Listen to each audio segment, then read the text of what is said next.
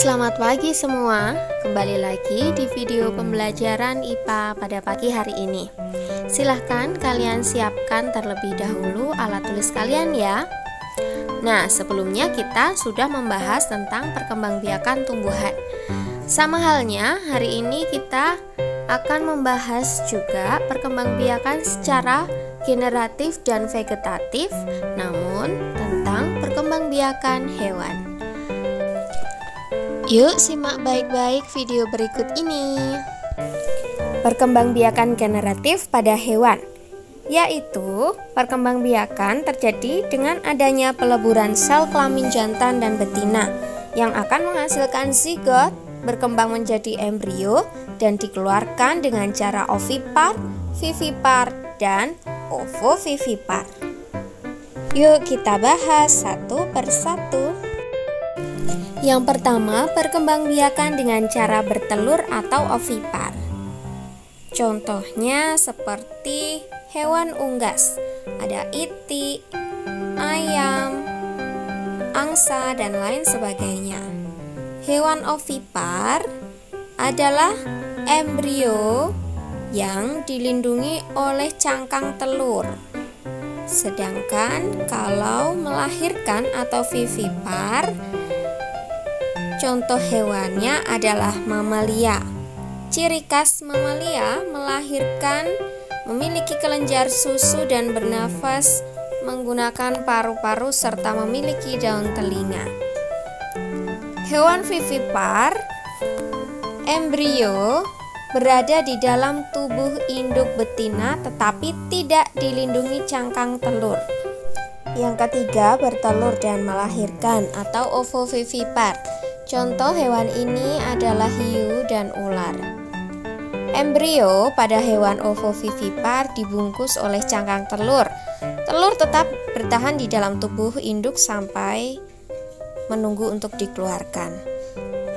Nah, embrio ini berkembang di dalam tubuh induk, lalu telur akan menetas dan anak hewan dikeluarkan dari tubuh induk betina seperti melahirkan.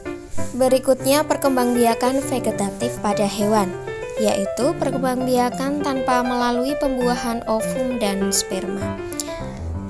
Yang pertama ada pembentukan tunas, kedua secara fragmentasi, ketiga membelah diri, dan yang terakhir partenogenesis. Mari kita bahas satu persatu. Yang pertama, pembentukan tunas. Contoh hewannya ada hidra dan anemon laut. Mari kita amati gambar hidra berikut ini. Di tubuh hidra itu akan terbentuk tunas. Nah, jika tunas itu sudah mampu untuk hidup sendiri, maka tunas akan lepas dari tubuh induknya sehingga akan membentuk individu baru. Hidra hidup di perairan tawar dan hidra tidak bisa kita lihat dengan kasat mata, tetapi harus dilihat menggunakan mikroskop. Silahkan perhatikan contoh berikutnya pada gambar ini. Ini adalah contoh hewan yang berada di perairan laut dalam yang disebut dengan anemon laut. Nah, anemon laut ini berkembang biak menggunakan tunas. Yang kedua, perkembangbiakan secara vegetatif pada hewan, yaitu secara fragmentasi. Fragmentasi adalah perkembangbiakan pada hewan dengan memotong bagian tubuhnya menjadi beberapa bagian. Potongan tubuh tersebut kemudian tumbuh menjadi individu baru. Contoh hewan dengan fragmentasi yaitu planaria atau cacing pipih. Planaria ini biasa hidup di sungai, danau, atau laut, bahkan bisa hidup secara parasit di tubuh manusia. Yang ketiga, dengan cara membelah diri. Contoh hewan dengan membelah diri yaitu amoeba. Amuba membelah diri dengan dua bagian yang sama. Dua bagian tubuh ini berisi inti sel dan cairan. Inti sel dan cairan inilah yang akan membentuk individu baru. Amuba hidup di air maupun di darat. Amuba hanya dapat kita lihat menggunakan mikroskop.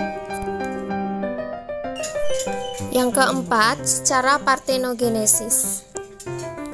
Partenogenesis yaitu perkembangan embrio pada sel telur tanpa dibuahi. Salah satu contoh hewan yang berkembang biak secara partenogenesis yaitu komodo. Partenogenesis terjadi hanya pada kondisi tertentu, ketika betina tidak menemukan pasangannya dalam waktu yang sangat lama.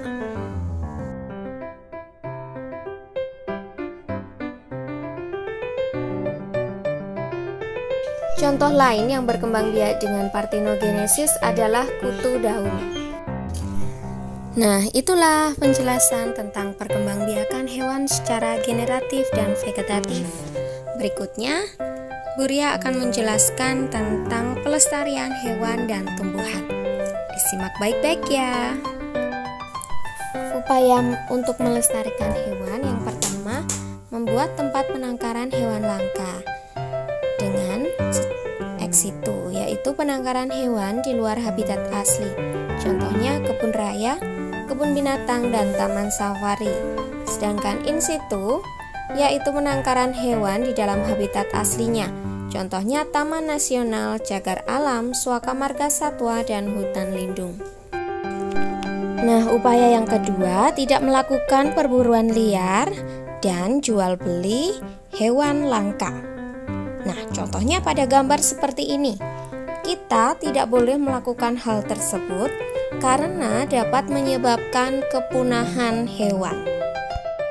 Berikutnya, upaya untuk melestarikan tumbuhan. Yang pertama, mengembangkan tumbuhan secara vegetatif atau generatif. Kedua, tidak menebang pohon secara liar. Ketiga, melakukan sistem tebang pilih. Keempat, penghijauan atau reboisasi. Yang kelima, pelestarian secara ex situ dan in situ. Dan yang keenam, mengembangkan tumbuhan langka dengan kultur jaringan. Begitu ya anak-anak penjelasan tentang pembelajaran hari ini. Nah, silahkan kalian kerjakan soal berikut ini, ditulis di buku kalian masing-masing.